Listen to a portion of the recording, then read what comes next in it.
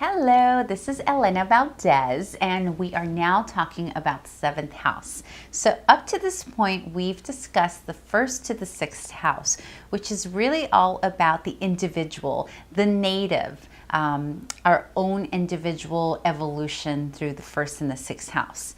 Once we hit the seventh house, however, this is where other people come into play. Yes, I know, third house brings neighbors and siblings, and fifth house brings romantic lovers, etc. But still, the focus is really on the individual.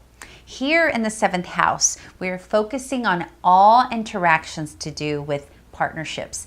This includes marriages, partnerships in business, partnerships in contracts, and collaborations, and all those good things. Now, what does that mean though? That means that the seventh house also rules the bad side of partnerships, which is divorce, lawsuits, open enemies, like the enemies that are openly, that you are aware are your enemies, unlike the 12th house. The 12th house is the hidden enemies that you have no clue are behind your back. The seventh house is about your open enemies, the ones who've made it clear they just don't like you. And of course, that can also include situations. It doesn't necessarily have to be a person or people or group per se. So seventh house is the descendant. So it's the opposite, on the opposite side of the ascendant. So as you know, the ascendant is the rising. Descendant is where all things pertaining to other people begin. It is said that your seventh house can give you a pretty good indication of what you are attracted to in a partner. So by analyzing the sign that is at the cusp of the seventh house, it can really give you pretty good picture of those things or qualities that you're attracted to.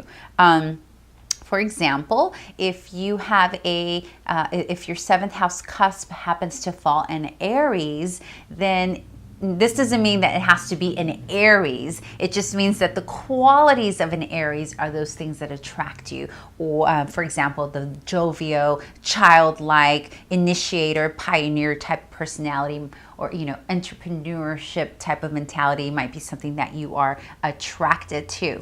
Also, the planets that fall in your seventh house can indicate, are good indicators as to what you find attractive.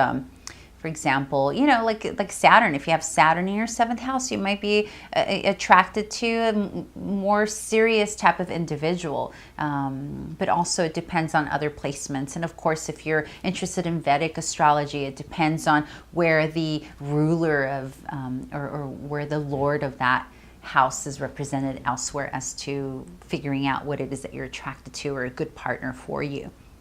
And so that is it in a nutshell. So seventh house is all partnerships, other people. It's what we're attracted to in another person. It's our marriages. It's the things that, the not so great things that come from partnerships, like divorce and falling out of contracts and breaching contracts, etc. And that's it for the seventh house. I will see you later for the eighth house. Thank you.